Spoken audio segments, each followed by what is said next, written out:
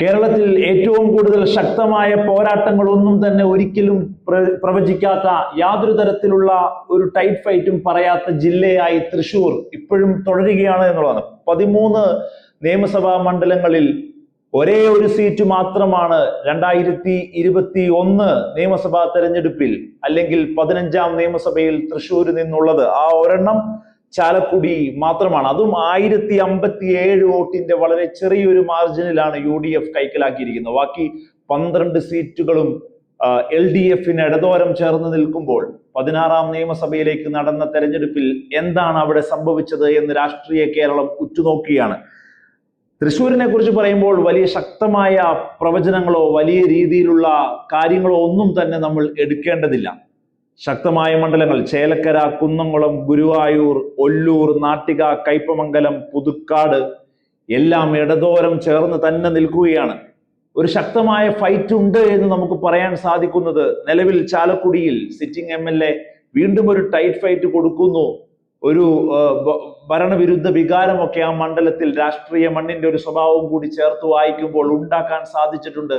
ചാലക്കുടിയിൽ വലത് ഹാൻഡിലുകൾക്ക് ഒരു എഡ്ജുണ്ട് എന്നാണ് രാഷ്ട്രീയ കേരളം നിലവിൽ ചർച്ച ചെയ്തുകൊണ്ടിരിക്കുന്നത്.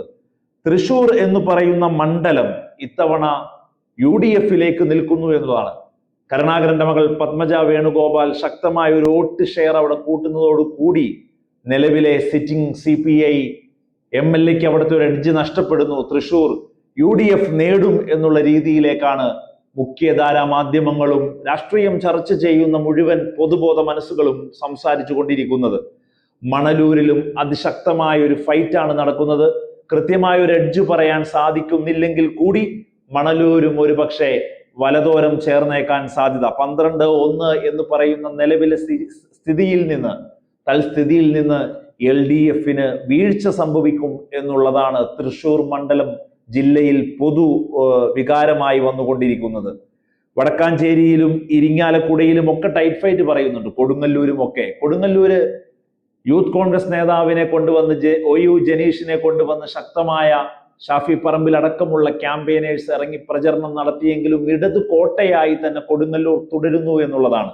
നോക്കൂ നിങ്ങൾ, അവിടെ നമ്മൾ എടുക്കുന്ന ഏത് സർവേ ആണെങ്കിലും കൊടുങ്ങല്ലൂരിനെ ബേസ് ചെയ്ത് ഏത് സൈബർ എടുത്ത് വന്ന ചർച്ചയാണെങ്കിലും വലത് സൈബർ ഇടങ്ങളുടെ ഒരു തള്ളിച്ച മാറ്റി നിർത്തിക്കഴിഞ്ഞാൽ രാഷ്ട്രീയ വിശകലനം നോക്കുമ്പോൾ കൊടുങ്ങല്ലൂരിൽ ഇടതു പാളയമായി തന്നെ തുടരും എന്നുള്ളതാണ്.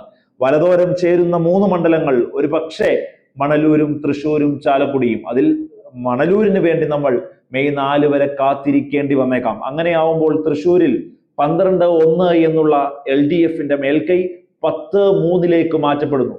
10 LDFും 3 UDFും. ഒരു കാരണവശാലും ഇരിങ്ങാലക്കുടയിലും വടക്കഞ്ചേരിയിലും കൊടുങ്ങല്ലൂരും ഒക്കെ സൈബർ എടുത്ത് പറയുന്ന ഒരു ക്യാമ്പയിനിങ് അല്ലാതെ യാതൊരു തരത്തിലുള്ള ടൈറ്റും പ്രാക്ടിക്കലി ഫീൽഡിൽ നിന്ന് റിപ്പോർട്ട് ചെയ്യുന്നില്ല എന്നുള്ളത് തന്നെയാണ്.